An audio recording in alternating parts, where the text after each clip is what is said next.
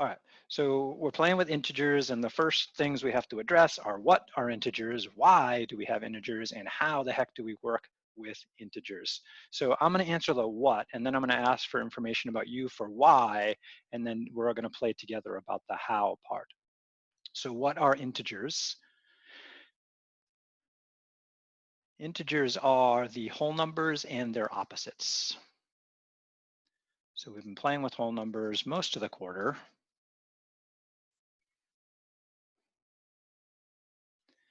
Next, we have to talk about what does it mean to be an opposite.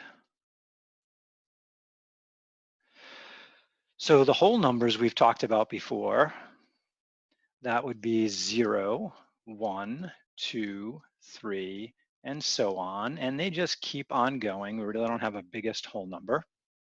0 is definitely the smallest whole number. As far as what opposite means, there's a few different definitions of what opposite means.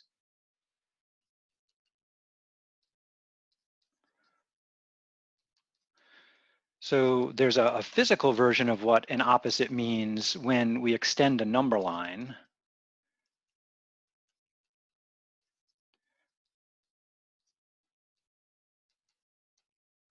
So that 0 is in the middle.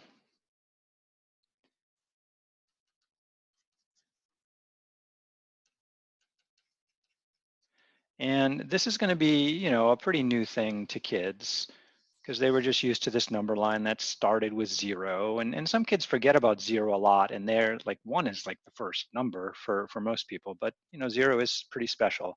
But now we're just going to put 0 in the middle. And normally, right, we would have our 0, oops, fix that, there we go. 0, and then our 1, and then our 2, right? So these are our whole numbers. We're very familiar with them. Kids have been playing with them for a while. So now we're talking about the opposites, and so they go the other direction on the number line. So we're going to extend the number line, 0 in the middle. We're going to do the whole numbers to the right as usual.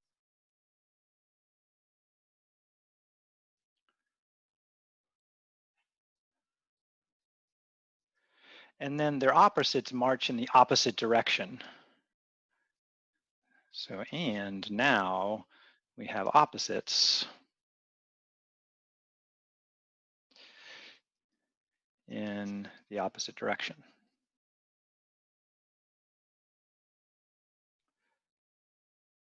And this is a big deal too,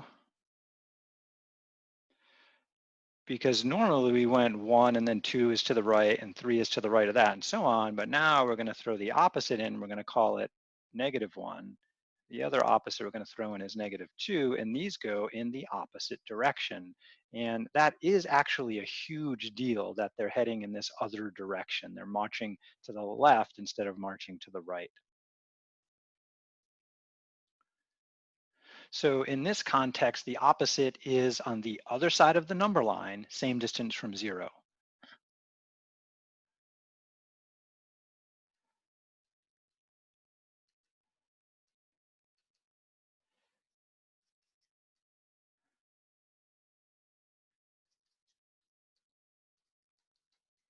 So it's the other side from 0 with the same distance from 0.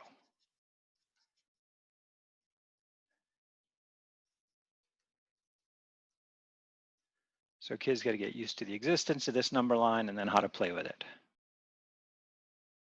So 0 is a very important pivotal point. So according to this right here, new color, the opposite of 3 is -3 because -3 is on the other side from 0 and it's the same distance from 0, right? We have 1, 2, 3 from 0 and we have 1, 2, 3 from 0. So distance, we kind of ignore direction, but distance doesn't matter if we're going left or right, but we got that 0 in the middle here. Similarly, we could say something like the opposite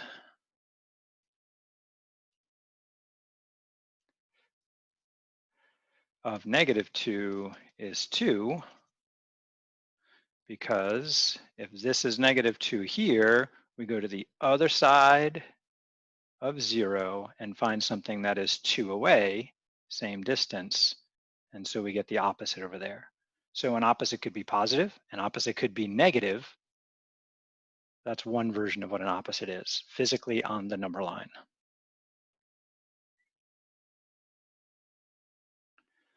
Another version of what an opposite is, let's see, how do I add a new page? Good question, Gary. You should know this. I think I have to go up here. Sorry about this. Page after. There we go. So another definition of opposite.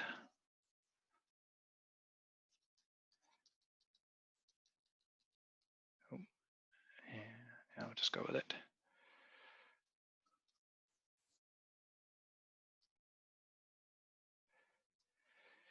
It's the number we add to a given integer to get 0.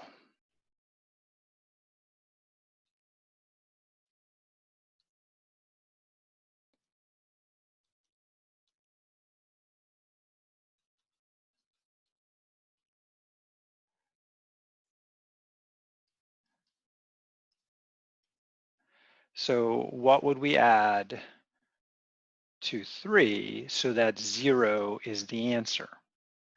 And the only possible solution there is that, well, -3 is the number that we would add to 3 to get 0. So -3 is the opposite of 3. With the other one we had, what would we add to -2? And often we use parentheses when we're adding or subtracting a negative number to get 0. And the answer there is, well, we would add 2 to -2 to get 0. This one's a little bit more complicated in that we have to come up with this idea of a negative number, that we have to deal with the idea of adding negative numbers, which is kind of complicated. We're going to get to how to model that in just a minute. But this is another way opposite is defined. It's the number we add to get 0. And it could be written the other way. So alternative to that statement is 3 plus what equals 0, and the answer is still -3. Is the only number I can add to get 0. Similarly down here, this could also be written as -2 plus what equals 0, and our response would have to be -2 plus 2 equals 0. So it doesn't matter whether we write the missing number first or second. That's another definition of opposite. Questions on either of these two definitions? So the first one is more physical. We have to engineer a number line where we have numbers equidistant like the integers were. They're all 1 apart, but they're heading in the reverse direction, and they get this little dash in front of them. And that's usually the starting place for kids for where integers come from. And then we have this other idea that an opposite is a number we add to a given integer to get 0. All right, third definition of opposite. And new page, not ready for that one yet.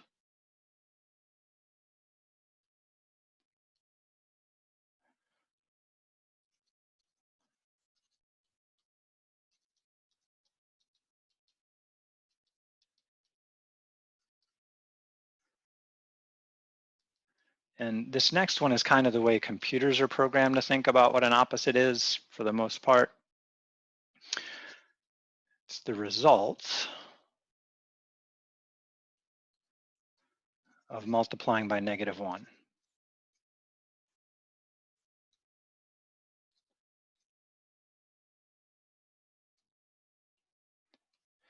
So the opposite of 3 is -1 times 3. Now the complication here is we have to know how to multiply by integers. Okay, So this definition is a little tricky in that regard because we have to understand how integer multiplication works. What's the algorithm going on there? We'll model this to come up with an algorithm, and the result of that multiplication, -1 times 3, is believed to be -3. Similarly, the opposite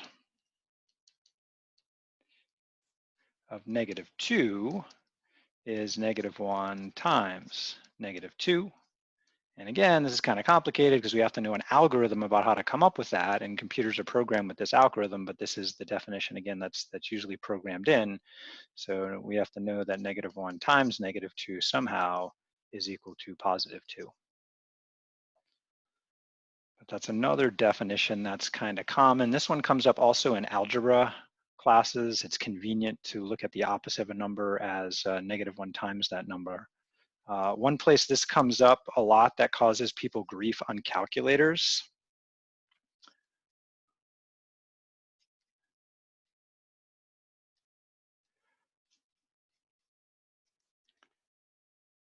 is when we start throwing in other operations like powers and multiplication together. So for example, what's the difference between uh, the opposite of 2 squared versus parentheses, the opposite of 2 or -2 squared? Is there a difference between these two? Let's whip out a calculator and check.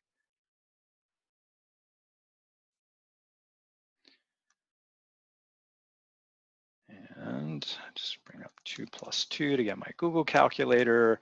So if I say take a -2 and then raise it to the second power, Google says it is -4. Whereas if I start with parentheses and then throw a -2 inside the parentheses and then square the parentheses, I get +4, right? So you can try pretty much any calculator should agree that these two things are different.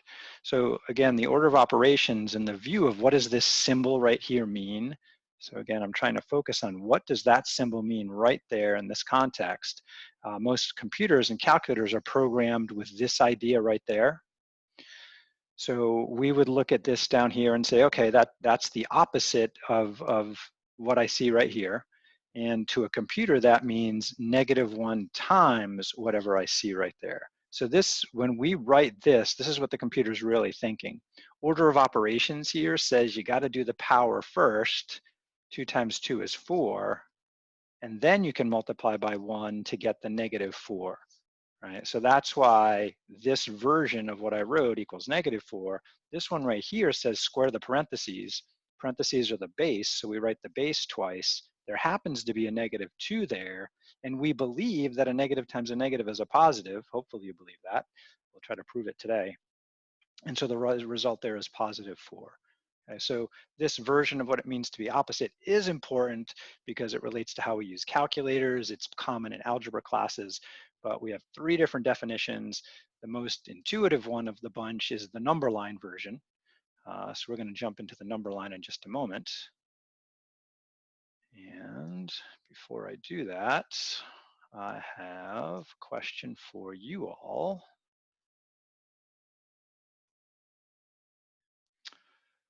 Why do we need negative numbers? So why bother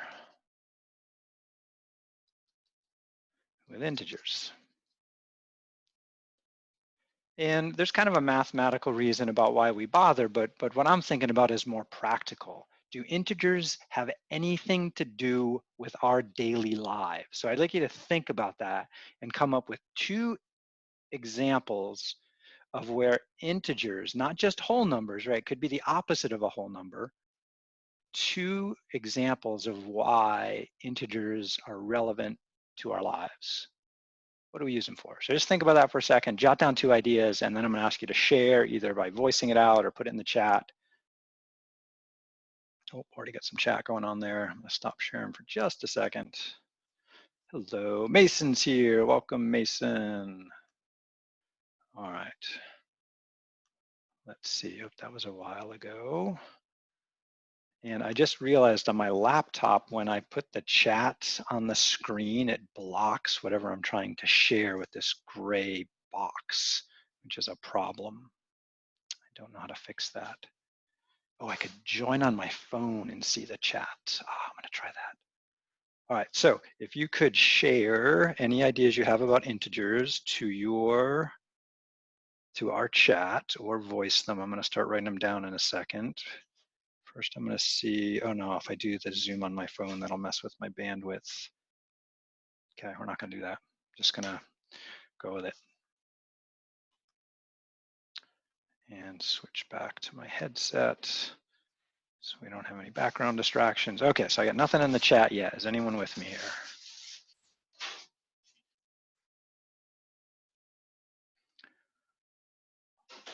What practical applications do integers have?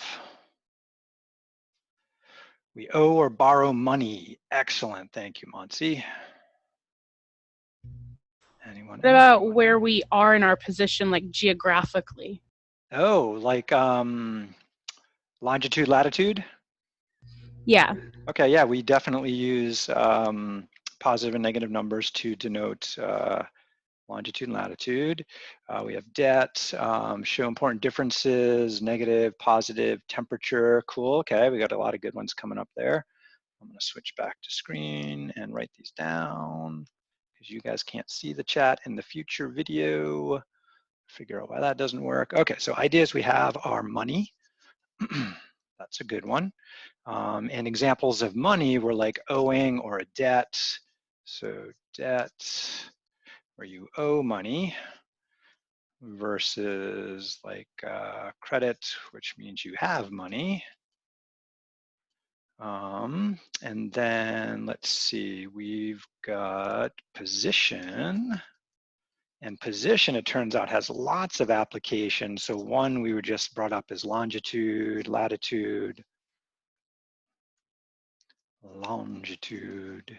excuse me, latitude, elevation would go in there too. So we have below sea level, above sea level.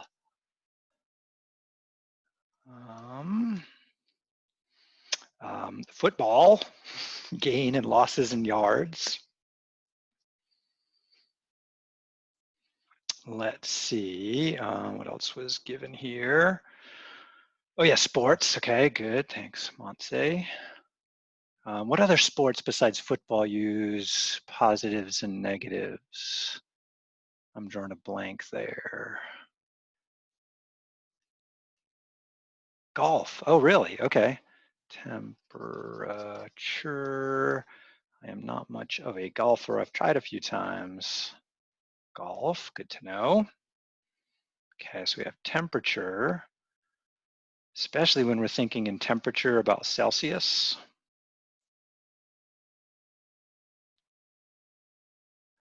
Because on a Celsius scale, so here's my thermometer right there. Let's say that is 0 degrees Celsius. That is when water freezes, which is boring old 32 Fahrenheit. Why 32 Fahrenheit? That's kind of random. 32 is a nice number and all, but 32, what the heck? So 0 degrees Celsius is where water freezes. So if we're below 0, like it's -5 degrees Celsius, then it's kind of chilly out and we're gonna dress pretty warm compared to +5 degrees Celsius. Oops, wrong side. Where it's a bit warmer, but still a bit chilly. Would that be like, let's see, 32, that'd be like 41 degrees Fahrenheit, I think. All right, anybody have some other ideas? So we got money, I love the money one. We got position, gains and losses, elevation, temperature, Celsius is a good one. Anybody else come up with another idea?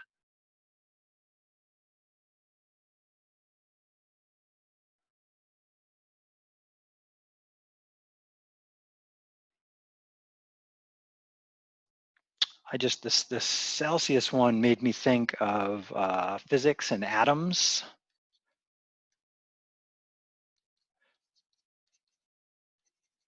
And with atoms, we have protons, which have a positive charge, and then we have electrons, which have a negative charge. So charged particles, charged particles. Okay, and the more time we spent, like tomorrow, you're gonna be like, oh, this and this and this. So there's it turns out there's a lot of different things that have to do with negative numbers. The most relevant ones are money, position, and temperature. The positive electrons, those are tougher for little kids to do, but we can kind of talk about it with magnets because magnets have the different polarity on each side, and they either attract or repel each other. So that's kind of a way we can kind of get to that idea of positive and negative charge. Um, but I really like the money and the position. And the Celsius is a good one, especially in the winter months where we could have maybe a thermometer at the window or outside the window, and kids can take a look at what's the temperature of the day. Or nowadays we just look it up online, right? What's the how many of you look at a real thermometer versus your phone to get the outside temperature? I think most of us look at our phones now, which is kind of scary. So we have a belief that that's correct. All right, so we got lots of reasons like why we need integers. It turns out they are important. The mathematical version, so this isn't so much a practical version, but the math version of why we need integers, I'll get to here. And we kind of looked at it earlier.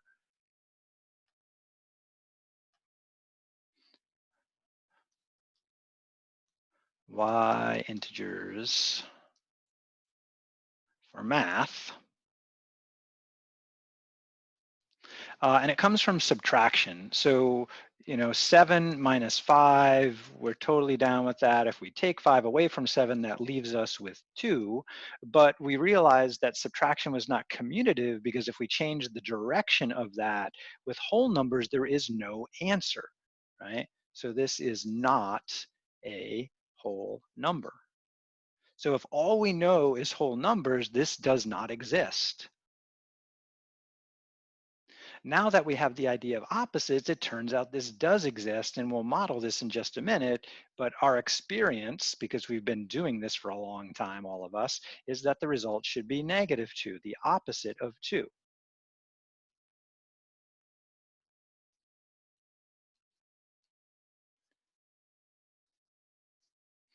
So mathematically, we need integers so that we can get some closure on subtraction.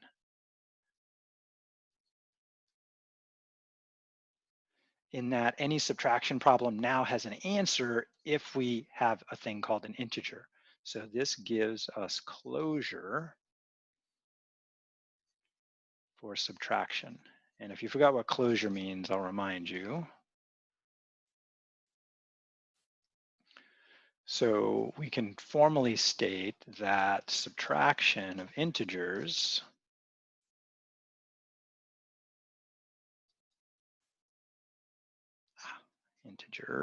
integers, there we go, is closed with, and that's it, subtraction of integers is closed, period, exclamation point. What that means is any subtraction problem with integers has an answer that's an integer. So another word for subtraction is difference. So any difference of integers is also an integer.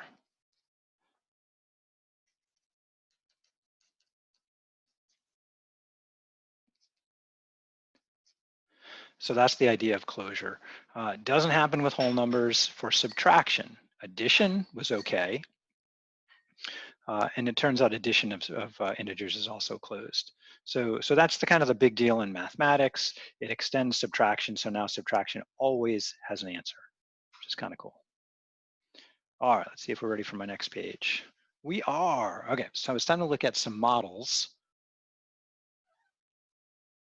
for integers, so how we physically work with them. And we kind of already started a model. We talked about the number line model in order to get the idea of an integer in the first place. Another kind of model we'll use is the chips and then the charged particles. So just a quick version of each of these. So we have our number line And now working with kids, our number line has a 0 in the middle, or somewhere. For now, it's going to be in the middle. And whatever distance we establish is 1 unit, then we have to march off the other way also. And they keep going in each direction. The chips, we have 2 different color chips is the way that's usually done. And let me see, I can never remember exactly which way I go with that. I think red's positive and black's negative, or is that the way battery terminals work? So let me just put a note in the activity how I was going to do that this term. Let me remind myself. Let red be negative and black be positive. Okay, so that's not the way it is on our battery terminals, is it? Sorry, it's like right and left. I have a problem with that regularly. So for chips, we'll have a red chip for positive.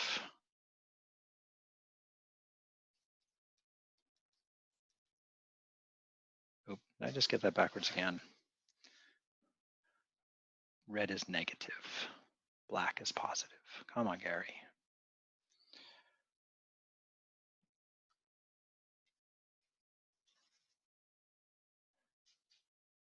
All right, so negative is going to be red, and positive is going to be black.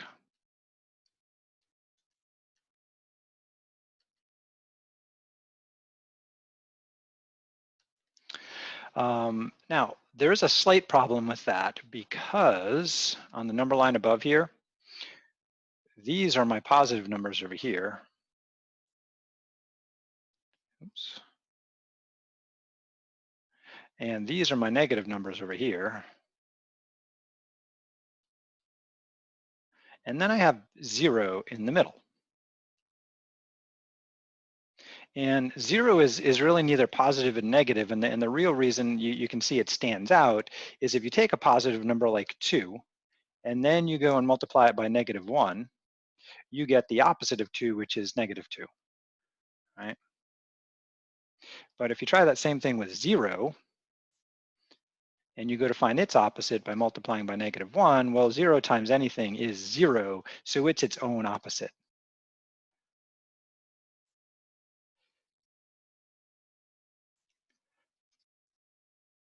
So with the chips, we have a negative, which is a red chip. So let's draw a red chip. And sometimes I like to shade them. And then a black chip. And some people draw them as squares. I draw circles because they're easier to draw. So there's my black chip. Where's 0? So it turns out we're just going to say for this particular model that 0 is a red and black together.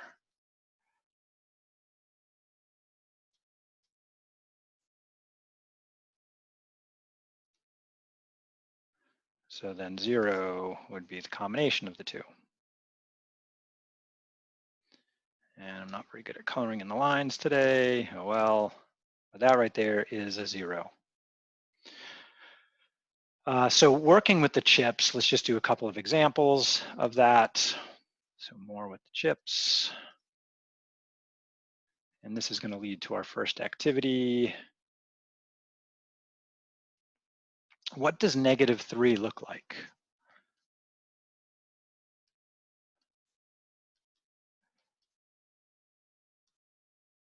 Okay, well, earlier I said, well, negative is a red chip. Okay, so then I guess -3 would be this right here. So that right there is a set of -3. But we've got this slight complication because if I put a red and a black together, I now have a set of 0, which I could always add 3 to. So it turns out this set right here is also -3. So the net charge here is -3. The net charge here is -3 because of the 0. So this set here still has a net charge of -3 because we can make a 0.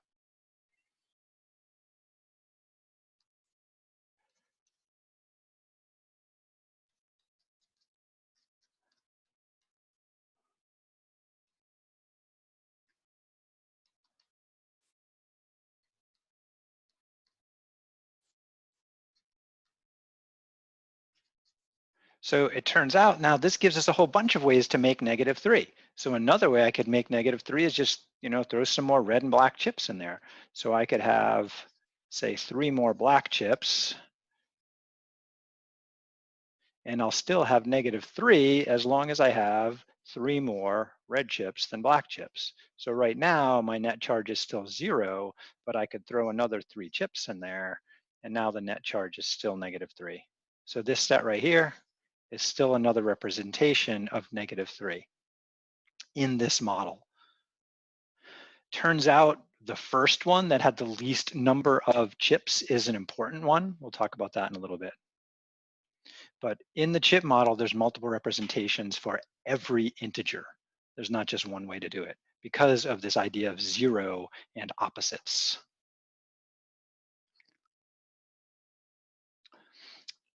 The charged particle model, I'm going to pull the chat off for a minute. Somebody puts a chat in and I don't see it. Could you please alert me? Sometimes I miss that it pops up.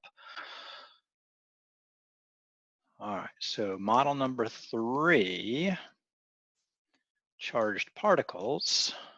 It's a lot like the chip one. It's just we draw it a tiny bit different.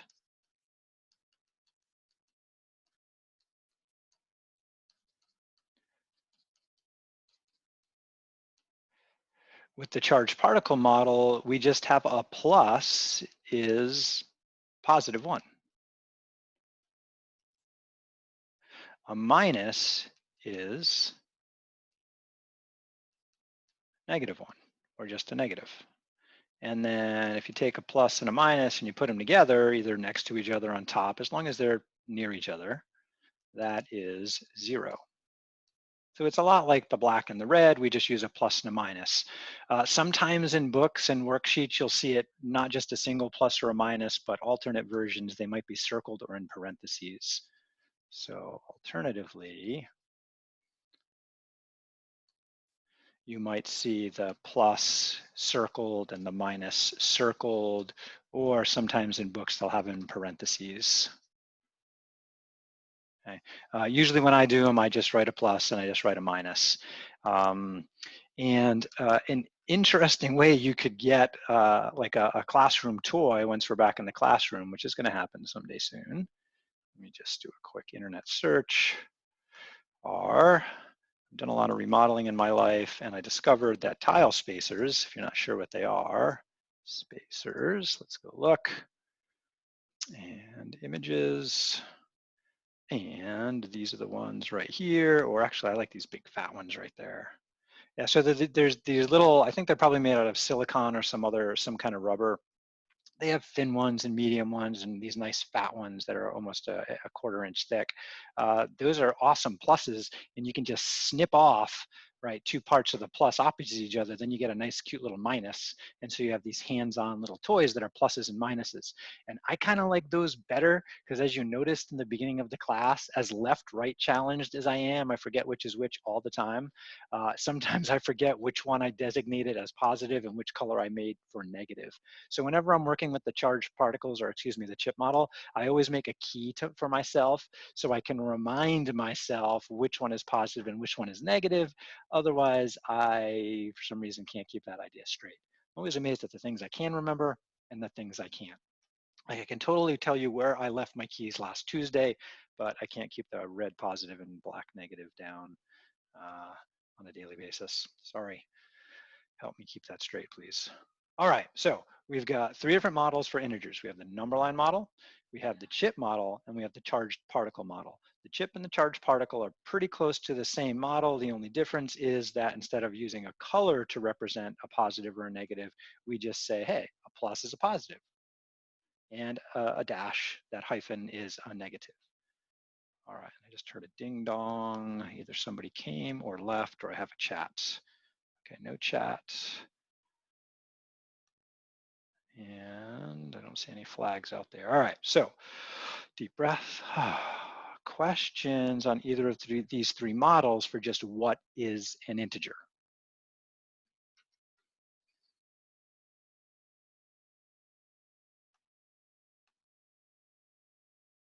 Okay, no questions at the moment. All right, moving along then is how now do we use either of these models to do operations? And so we'll start off with the simplest operation, which is addition. Oops. So we have models for addition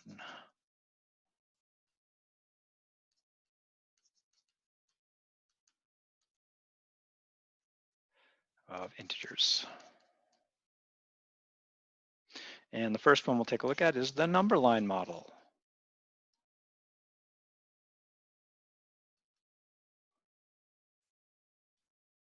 So with the number line, we have to have our new complete number line that has a 0 in the middle, and then we have the positives and negatives right and left respectively.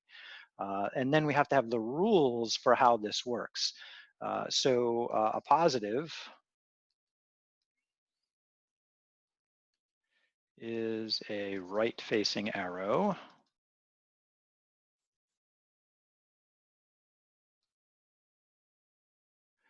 Negative is a left-facing arrow.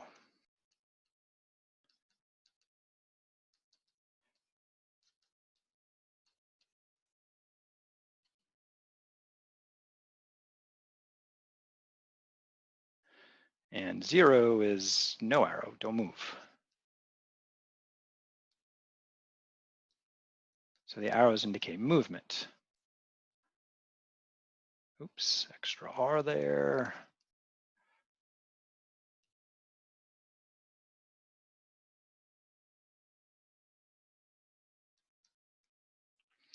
So examples would be this arrow right here could represent +2, which we would normally just write as 2. And then a -2 would look pretty similar, but it's just going in the other direction, but it would be the same length. And then add means combined back to front. So then addition means combine the arrows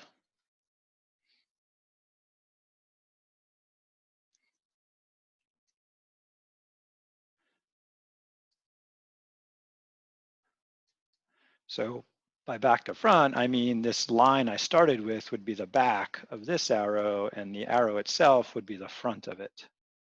With this other one down here, the back is that vertical line there, and then the arrow is the front of it. So if I wanted to combine these, oh, and one important fact we got to get in here, starting at 0. Very important. So let's get a number line.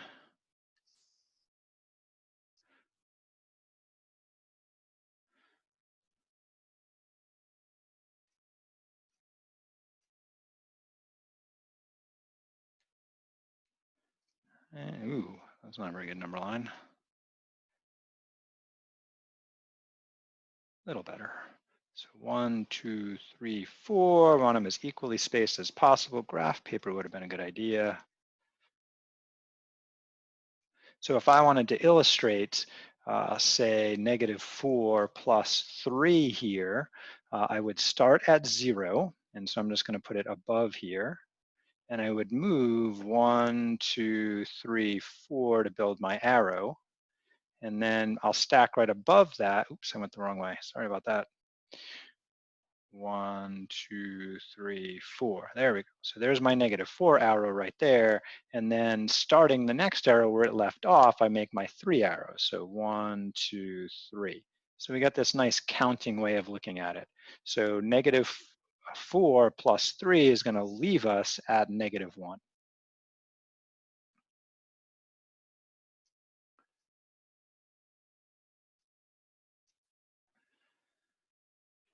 Number line model is nice. It allows us to do some single digit, even some small double digit subtraction, but we're not going to use the number line model for bigger numbers. We have to develop an algorithm. So what's the set of rules we're going to use to make that happen?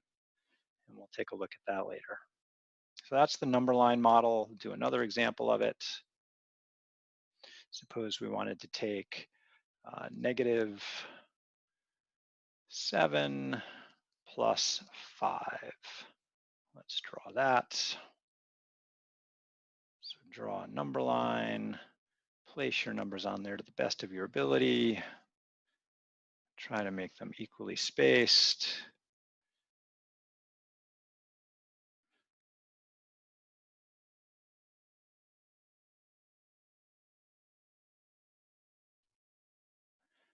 And in the other direction, same spacing.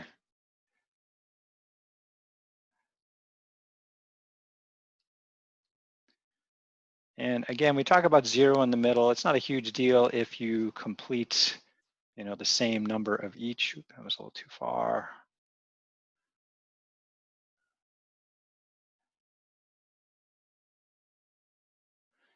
And usually we put arrows on our number line, not a huge deal.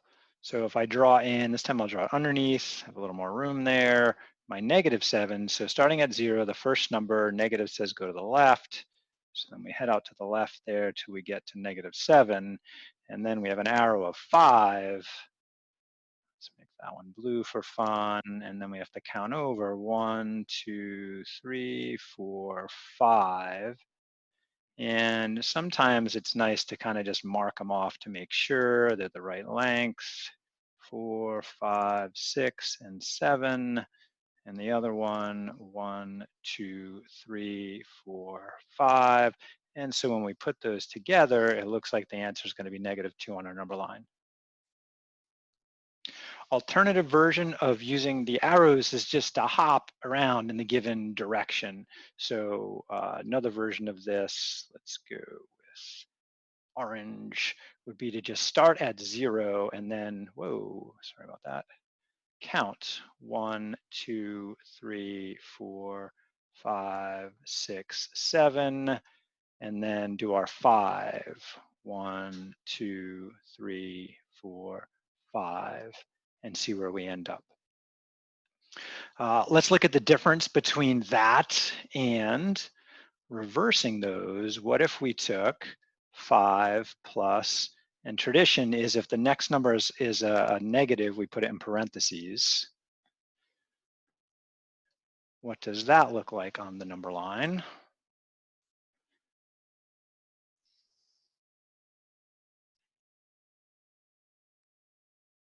So 0 in the middle. 1, 2, 3, 4, 5, 6, 7. 1, 2, 3, 4, 5, 6, 7. -7 is over there.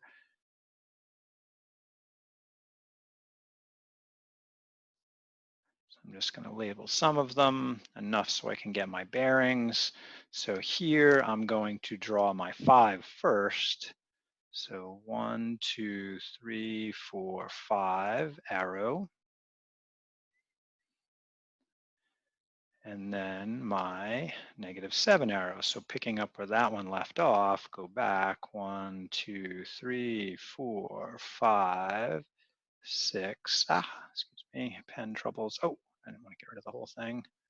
1, 2, 3, 4, 5, 6, 7 should be around there. 1, 2, 3, 4, 5, 6. And again, graph paper is really nice because we can, use the grid to line up to make sure we end up at the right spot. So there's me ending at -2 there. So the picture again does look different because the numbers are in a different order. But again, we get to the same result. Oh, why did I write -3 there? It's bizarro. No idea how that happened. My brain took off in another direction.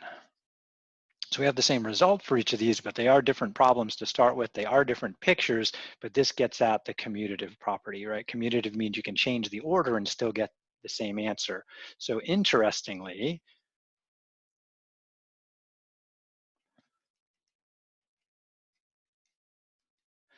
Addition is still commutative with integers.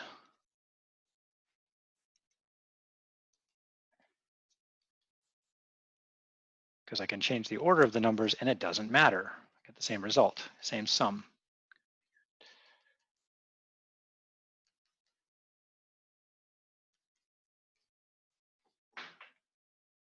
Hang on just a moment.